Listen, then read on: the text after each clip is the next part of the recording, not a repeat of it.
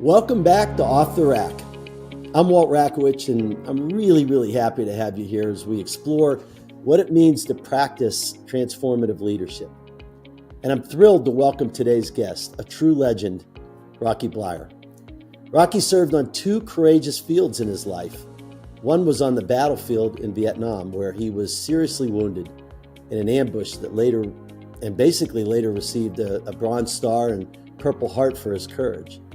And the second was on the football field, where he earned a national championship at Notre Dame and 4 Super Bowl championships with the Pittsburgh Steelers after recovering from his injuries. Both experiences led to really life lessons that he shares in his book, Fighting Back, and from the stage, where he has really spoken courageously throughout his life. And we're going to explore those teaching moments today. Rocky, welcome to Off the Rack. Hey, thanks, Walt. Thanks for having me. And from one Pittsburgher to another, it's nice to be on your show. Absolutely. It's great to have you on. I just want you to know how honored I am. I can't tell you how many times I was watching you play, and little did I know that 30 or 40 years later that I'd be having you on my podcast. So I'm really excited to have you on. It's an amazing world how things turn around. Yes, it really is. All right, so Rocky, I just want to ask you the first question. You know, you grew up above your family-owned Bleier's Bar in Appleton, Wisconsin, and by the way, my dad grew up basically outside, or I should say, in the basement of his parents' grocery store. So I was kind of curious when I read that about you. What was it like living above the family business? Well, the interesting thing, I think, is that you didn't know any difference. I mean, that was just life. That was the way things were. And so you lived where the work was. And so if, at one time, and I tell people this, that the bar was on a corner, and next door to it was another building in which Dad had ultimately bought and owned as well. And it was a rooming house. So above the bar were rooms that were rented for men, basically, that all lived upstairs. Downstairs was the bar. Then there was a little restaurant. a little dining area in the back. And then there was the living quarters for the owner of the place. And in that was a one bedroom, and then a kitchen, obviously, and then a little living room or sitting room that was off to the side. Well, I was the firstborn, and then the family started to get bigger. My sister came, and then my brother came, and then my other sister came. And so eventually we moved upstairs to sleep. Now, I tell people this only because of the fact that I also shared the upstairs with 4 other guys that lived upstairs. And you never thought of anything about it. They had their rooms down the hall.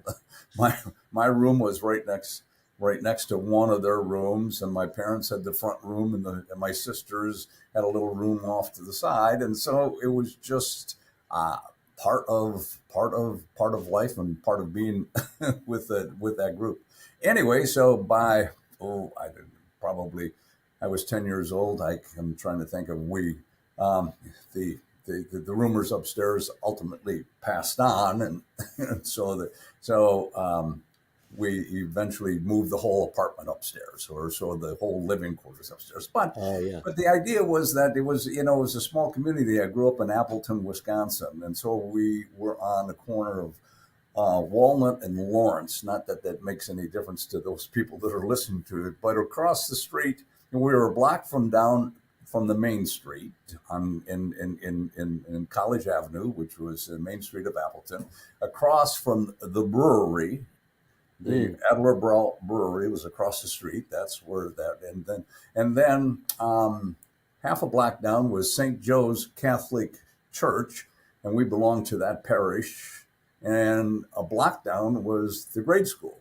So my life was just surrounded within a 2-block area, and all my friends and so on. So, it was a great upbringing, and ultimately we ended up having to have jobs, and we worked within the bar system, and we started serving food on Fridays and Saturdays. And so I ended up doing dishes, bussing tables along the way, and it was just one of those life lessons that you get a chance to learn about life and people and being in that business. So I look back on it and thinking, oh yeah, doesn't everybody? Yeah. Here's my. I always tell people this. I said the other thing too was, I said what I couldn't understand was, you know, kids that I went to grade school with, where did they get their soda? Where did they get their pop? All I had to do was go downstairs into the bar and I get a Coke or Pepsi or whatever I needed. Now they had to go to the store, they had to buy it, and if they ran out, we never ran out. So it was just a different kind of a lifestyle. I remember in my dad's grocery store, it was easy to get candy because it was right there. And but Right. my dad used to always say that, one of the things he appreciated about growing up in the basement of his father's grocery store is he really understood how hard his parents worked, and he Right. understood the value of working, and because he had to do it himself, and he understood that it wasn't easy, you know. No, that's right. And, so in our case too, and it was kind of the same thing. And, it was kind of like, well, that's the way life is. The bar opened at 8 o'clock in the morning, Oh and man, closed at 1 o'clock at night. right. So my dad, in the beginning when we were young, I mean, he was down there at, 6:30, 7 o'clock, bringing ice up, opening up the bar, et cetera, et cetera. And so he would work during the day. And eventually we got, some help, a daytime bartender that would come in. And then when we were serving food, we had another bartender at night. But he was always downstairs and he was always working. He was always there, but we didn't, see him all the time. And we had dinner upstairs in the kitchen. So that was, but it was just, it was a unique experience. Oh yeah, absolutely. All right, so Rocky, in 1966, as a junior at Notre Dame, you win the college football national championship. Amazing. And you captained the team the following year. And then in 68, you get drafted by the Steelers and you play out your rookie year. And then your life takes really a major turn when you get drafted into the U.S. Army to serve in Vietnam. And then the following year, your platoon gets ambushed. You're wounded by a bullet in your thigh, and a grenade explodes, sending shrapnel into your leg and your foot. You're told you never are going to play football again. Can you tell us what was going through your mind at that time? Well, I mean, there's a lot of things. There's a lot of things that built up to that, which is one. Now, having the opportunity to play sports as we grow up, whether it be junior high and high school, in my case, I got a chance to go on to the University of Notre Dame and play in college. And then I got drafted by the Steelers. And there's certain lessons that you learn in life, like anything else along the way, and one of those lessons is that, you have injuries. You do have bumps and bruises. You might pull a muscle or you sprain your knee as you're growing up as a kid, and, and I always tell people, I said, listen, so the first thing you do is that, well, it hurts. Then you go see mom. She may take you to a doctor. Then the doctor looks at you and says, okay, fine, we'll wrap this, or we'll do this, or this is what you have to do. And then 4 days later, you're back out playing in the backyard or whatever it might be. So there's a kind of like lessons on how things, matriculate through the period of time. So playing sports, that you always did have injuries of one nature or another. And in this case, when yeah, when I went to Vietnam and got wounded in Vietnam, is that, well, my first reaction was, well, I didn't lose an arm, I didn't lose a leg, I've been injured before, so there's a process, depending on how that process is and how long it may take. And so in this case, it took a little longer than anticipated, a couple of years, to be able to get back into, or an opportunity to get back to the Steelers. So, so your thought was, well, this is what I want to do. So you focus on that. You try to get yourself back into shape as best you possibly can. And even when I was in the service, even in the hospital, and I could go out and I could start walking, I could start getting back to the gym a little bit, one step at a time and a time. And so it was early in my hospital stay, especially in Tokyo, um, when I got enough courage to ask my physician at that time what he thought about my possibilities of being able to go back and play professional football or back to the Steelers.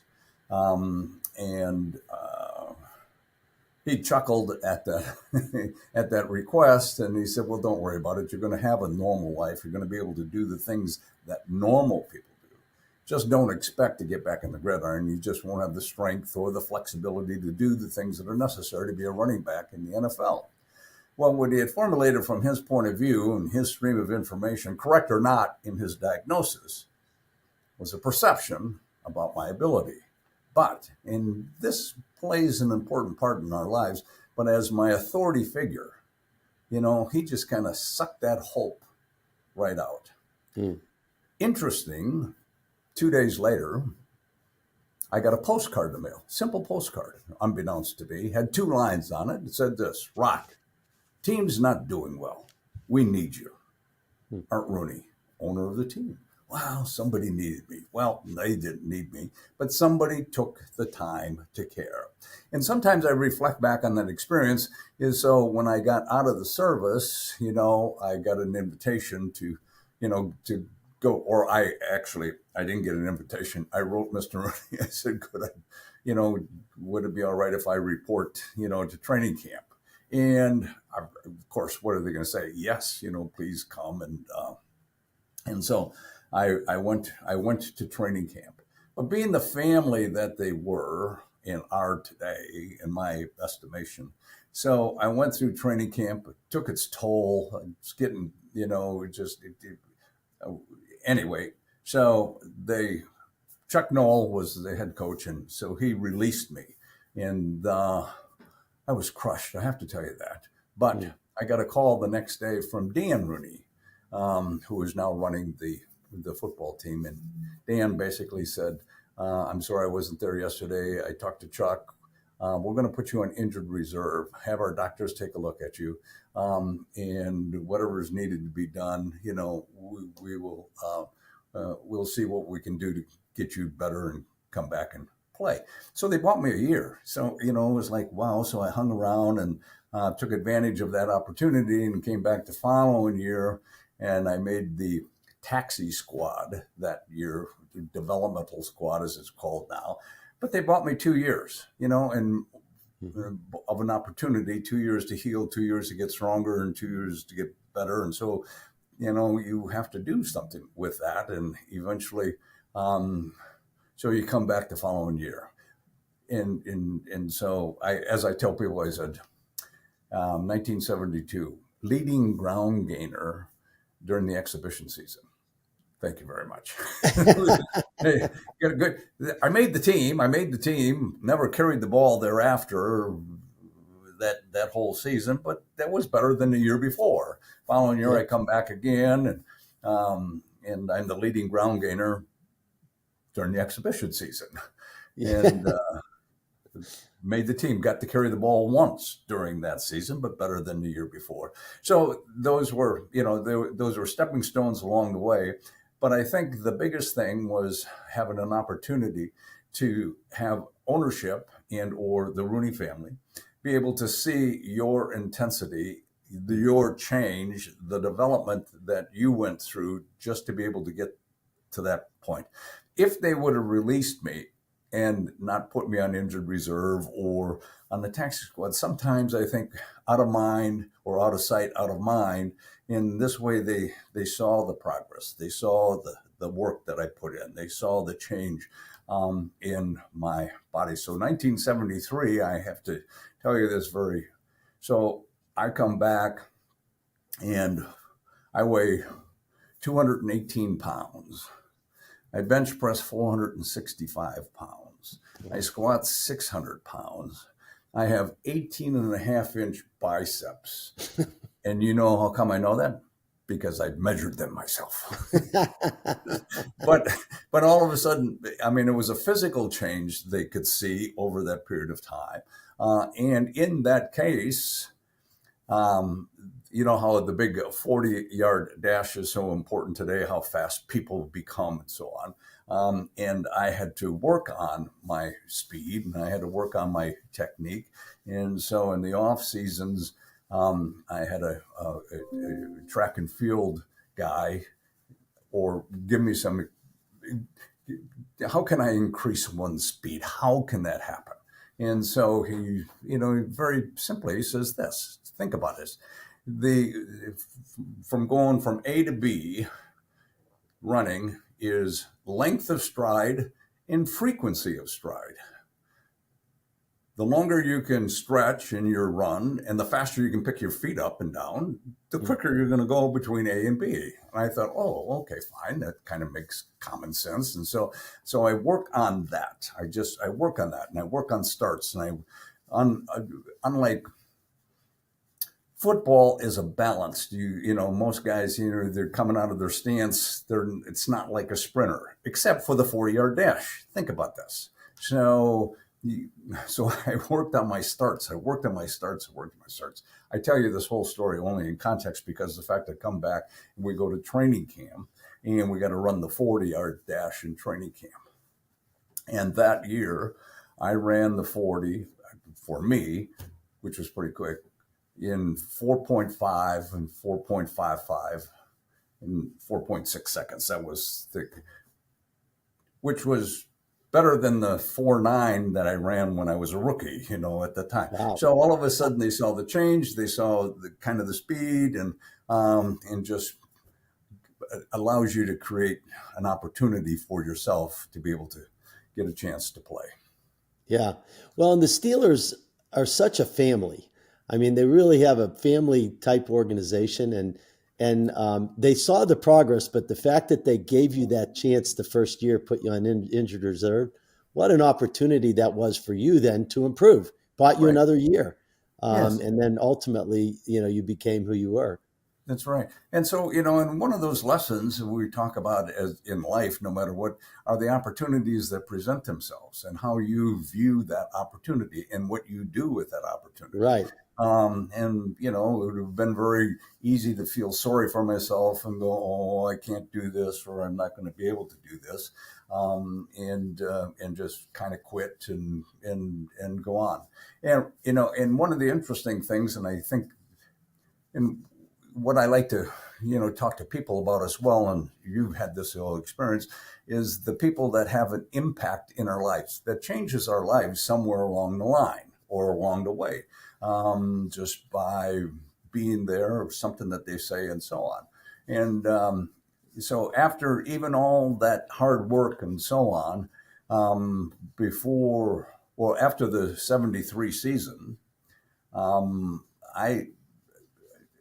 I left the Steelers. I mean, to make the team again, coming back, I was going to have to fight with every free agent and draft choice and rookie once again to do so. And I just didn't think it was fair. I mean, I did come back. I didn't quit. I didn't get a chance to play. Maybe not to the level I thought, but hey, at least I got a chance to play and, you know, improve and so on. And so in my mind, I left the Steelers not to go back in 1974. I was in Chicago, actually, selling life insurance, my life's work to be, or at that moment. And so I got a call from a teammate of mine, Andy Russell, who played linebacker for us and was captain of the football team. Andy was coming into Chicago and gave me a call. He said, hey, let's get together. I hadn't seen you since the end of the season. It'd be great to get together. There was a fundraiser that was taking place. He said, why don't you join us, et cetera, et cetera. Well, I declined because I wasn't going to go back. And he pushed and I declined some more. And he pushed some more. Then he asked me, well, why not? And the only thing I blurted out was, well, I quit. I'm not going back. And he said, well, you can't quit. He said, if you quit, what you've already done is you've already made a decision for the coaching staff. Do you like them well enough to make decisions for them? He said, no, your responsibility.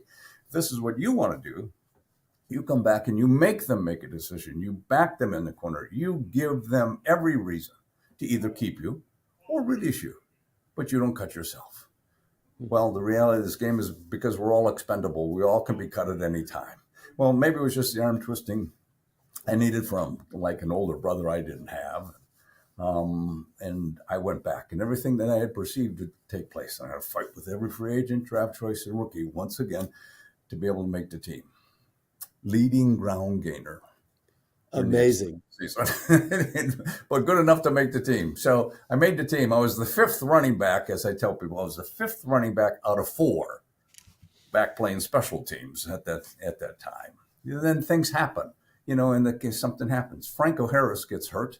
The backup to Franco becomes a starter. I become the backup to the backup. Wow, I've never been there before. So with renewed vigor, first game, second game, third game, and then the backup gets hurt in the fourth game, and then I'm inserted in the game at fullback. Preston Pearson, I was a running back. He finished his career at the Dallas Cowboys.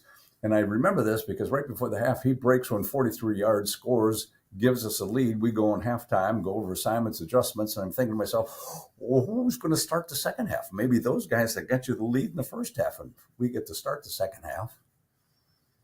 And and so we win the game.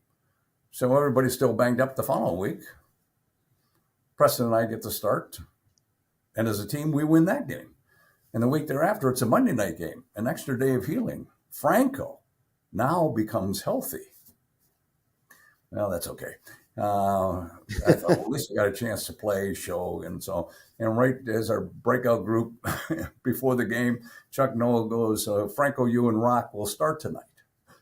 Well, I was quite confused. I didn't know how we both could play the same position at the same time. When it finally dawned on me, I was going to play the fullback position. I was going to play the other running back position.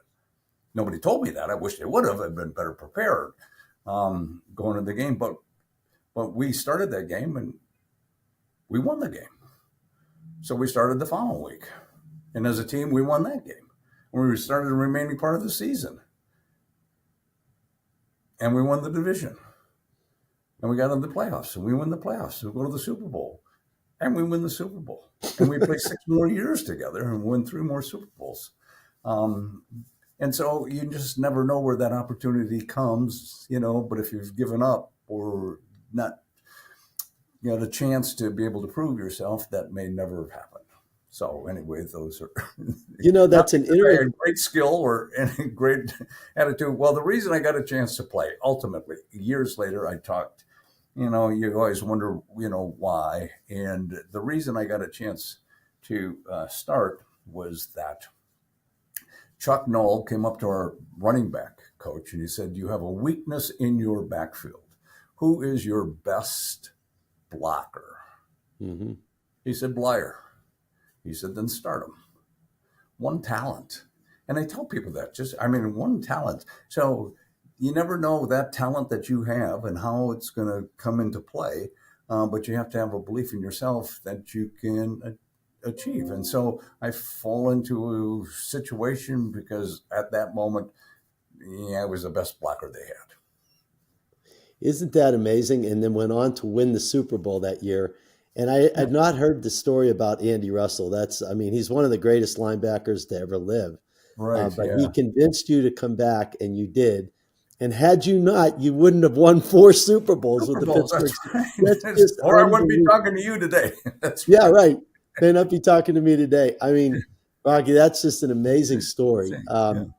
I'm just curious, as a Steeler fan, I'm curious, what was it like to play with Franco and Terry Bradshaw? The great thing about it because right now what we do is that we look back on the success of those guys and those teams and what they have become and how they are looked upon within the realms of the National Football League and especially the success of the Steelers in that whole period of time. Yeah. But we also have to understand that They're just people. I mean, ultimately, we all are just people. We have strengths, we have weaknesses. We have personalities, different personalities. We got, and so as that developed, and I'm saying this is that Terry can be perceived, or because he's been on television talking about games, and his personality, and he's always had that characteristic about him. He's just got bigger than life over that period of time. But Terry was a hard worker. I'll truly tell you this, that I don't believe that we would not have won any of those Super Bowls if we did not have Terry. I mean, he had the ability. He was a great athlete and the ability to throw a football. And ultimately, you build a team around that. And we have great receivers. We've got a running back, but you also have an offensive line. Throw a defense in there that's not too shabby, and so amazing. Things fall into place that allow you to become that person who you are today or perceived to be. And so, Terry was Terry was a great teammate. He was kept things lively, in the huddle as well as on the side. And Franco. The unique thing about Franco was the number one draft choice in 1972. Mm-hmm. So he comes late to training camp because of the college all-star game at that time. And so it was a couple weeks late. And so Franco's in training camp and so on. But I watch his work ethic, and it's not much. You just look at him and you think, well, here's a rookie that's trying to impress people. But it continued, thereafter. Every time he carried the ball, and I'm going to say this, every time he carried the ball, he ran 30 to 40 yards downfield and then came back. Same thing every time. It was part of his work ethic. And and we kind of talked about, football and he was always taught, to break towards the ball. We all are taught that. Something happens offensively, wherever the ball is, you break towards the ball. If you are carrying it or it's not being thrown to you, you break toward, because anything can happen. And I say that in the context only because of the fact when it boils down to that spectacular game against the Oakland Raiders, 1972, affectionately known as the Immaculate Reception game, that deflected pass. All those habits that he had created all came into play. The ball was downfield. Jack Tatum came up, and he hit Frenchie Fuqua. The ball comes flying, and he breaks through the ball. And so sometimes I think if he didn't have that work ethic in what he's taught, that may never have happened, because he breaks towards the ball, he catches it off of his shoestrings and then scoots down the sideline. Now, the second thing was that in his rookie year, the number one pick, and Franco had talked about this, was what upset him was kids, fans, and when they would meet Franco, or they would say, "Hey, Mr. Harris, well, you're the number one pick. What kind of car do you drive? How much money did you make?" And he said, all of a sudden there's this label, that a car or possessions become more important than who you are as a player. And so he didn't have a car. Okay, in his rookie year, he did not have a car, which put a burden on the rest of us, because he would take the bus, he would hitchhike, we would have to take him home to his apartment or pick him up, everybody routine to take him to practice thereafter. Thank God was 1972, the Immaculate Reception. He became Player of the Year, and the reward was a brand new car. So thank God, we said to ourselves, we didn't have to drive him everywhere. Oh, that's great. What a great story that is. I got to know Frank a little bit at Penn State, and I just love his humility. I mean, he's just a humble guy, and he was a star, but he never acted like a star, and I Very loved much it. so, and you hit it right on the head. And he never acted like a star. He just, you know, and one of the other stories that he had told was he questioned his own ability whether he could play in the NFL because he really didn't think he could play. And it wasn't until he played in that college all-star game Hmm. prior to coming to training camp with peers of his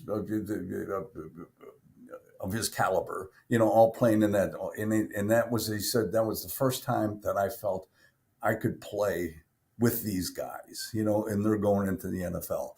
And I always thought that was quite interesting, that feeling of not knowing, and especially what he did at Penn State um, and, and what had happened there. So that was it. But you know what, Rock? It does tell you a lot about him because here he is, the first round draft pick, and he's still not sure that he's got the chops to play.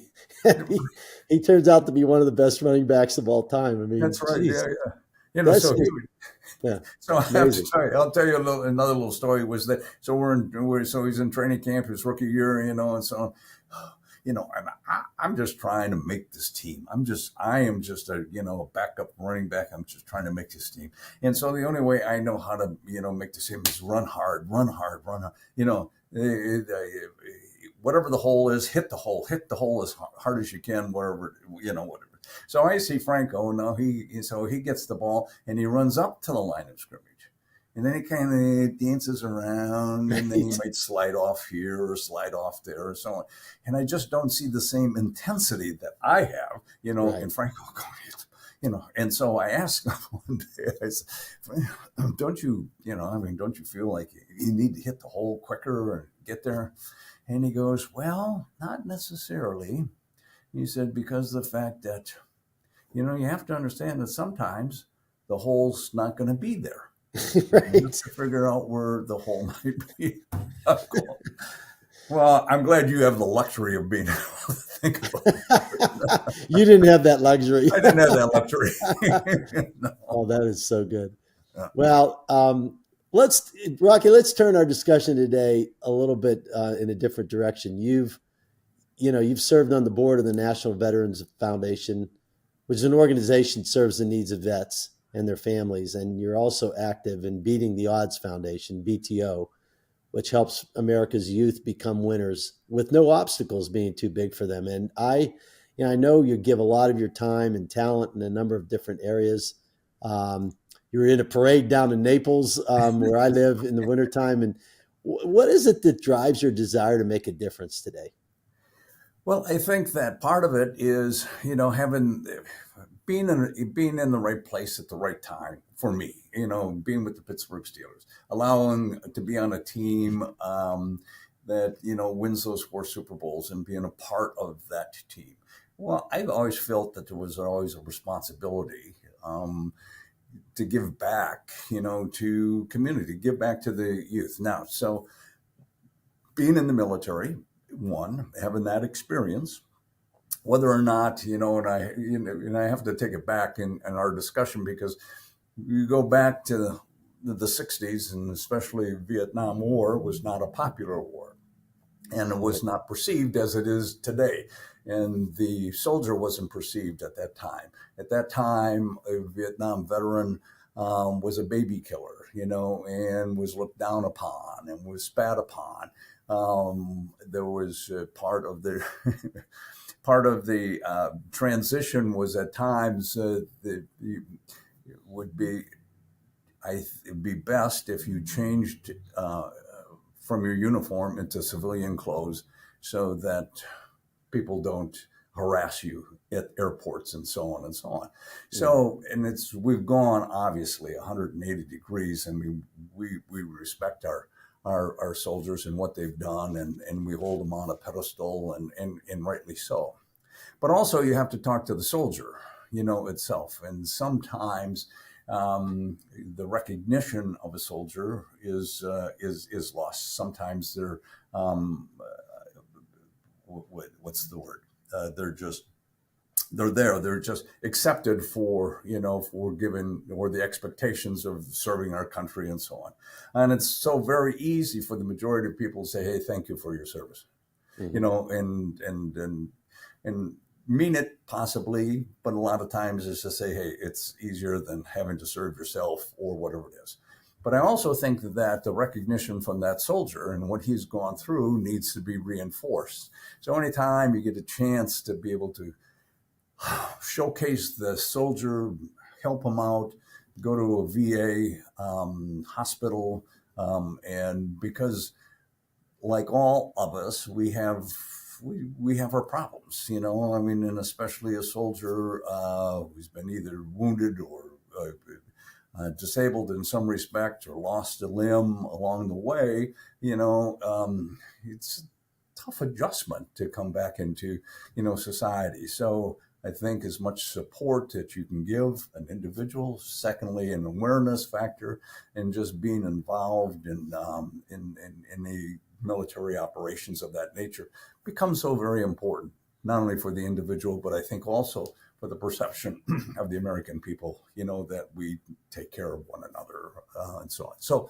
from my perspective, that is an opportunity to be able to give back for things that have gone in my life that's been, very positive. And so being able to help other people. Rock, there's a saying in the Bible. It says, he who has been given much, much is asked. Right. And I look at, the fact that, yeah, you had to work for it, but at the end of the day, you have been given a big blessing in life, right?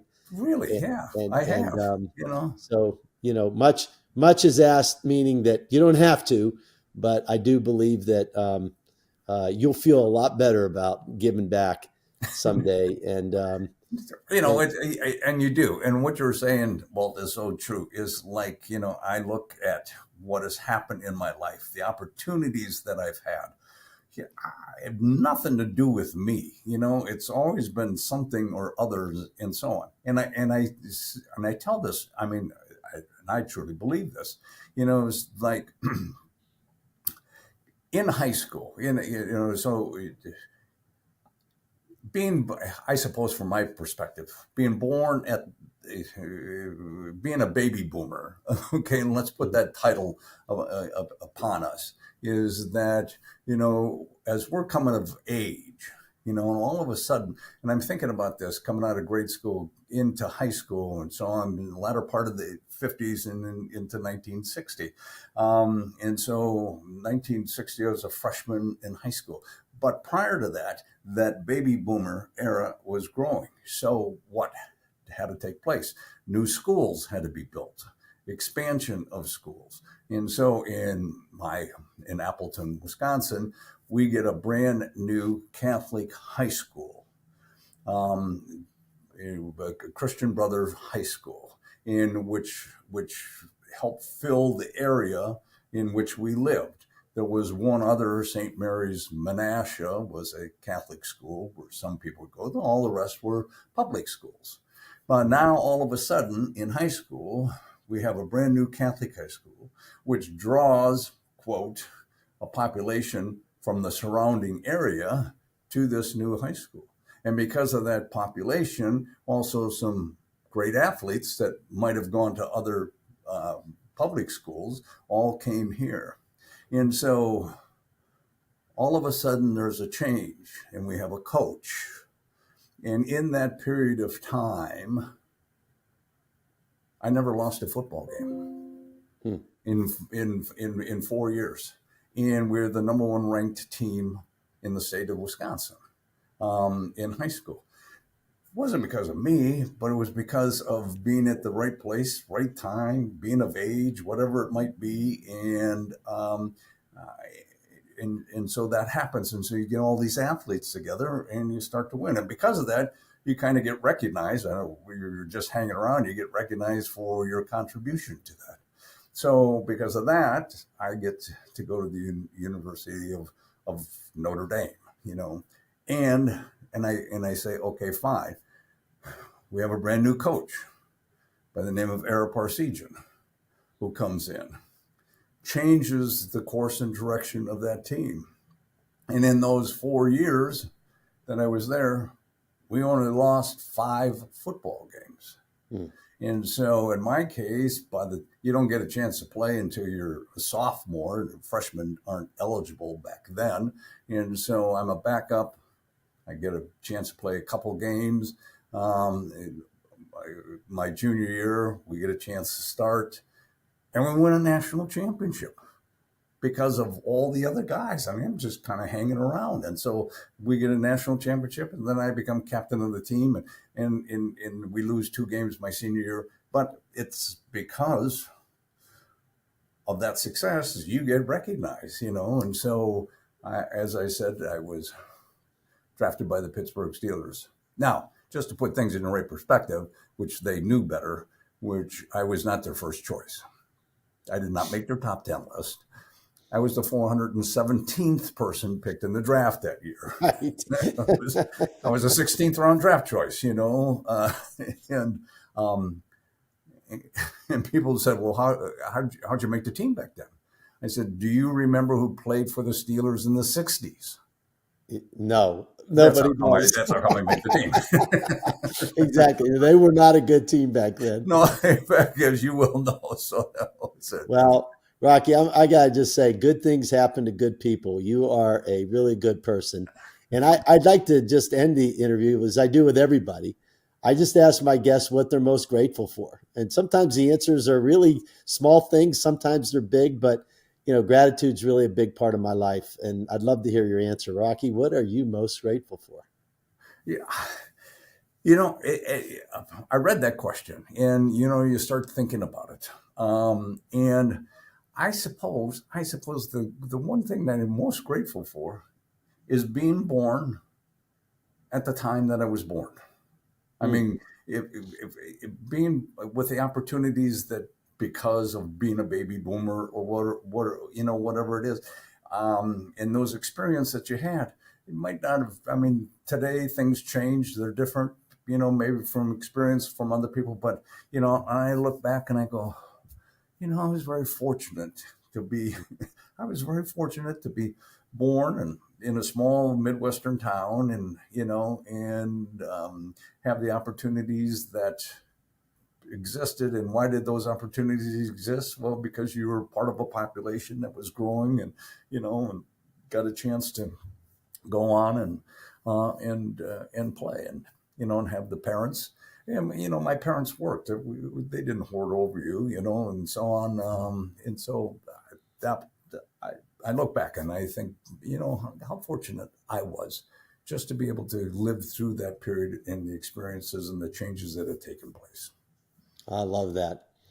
Well, Rocky, I just want you to know I'm grateful for you. I'm grateful for you sharing your incredible story and what you've learned over the years. And I just want to thank you so much for joining me on this episode. It's been great to have you on. And it's also great to, have a Steeler, someone from Pittsburgh. And That's right. Well, my favorite team. And that's right. So I just like to thank you for being on. And I'd just like to thank everybody who tuned in today. You can always find more insights from these conversations on what I call Off the Rack Plus.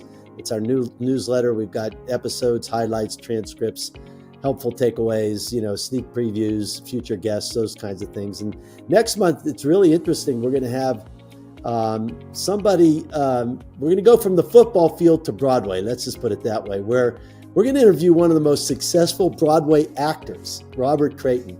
Robert has had major roles in The Lion King, Frozen, Anything Goes, Chitty Chitty Bang Bang, a lot of performances like that. And let me tell you, man, it's not easy to make it on Broadway. So I think you're going to find his career journey one to be, just one of incredible perseverance, kind of like Rocky, and what he persevered in doing just in something different. And so until then, I just encourage all of you to be human with one another and find a way to have a positive influence on somebody around you each and every day. And Rocky, thank you again for being on today. Well, thanks for having me. It's been great having you on.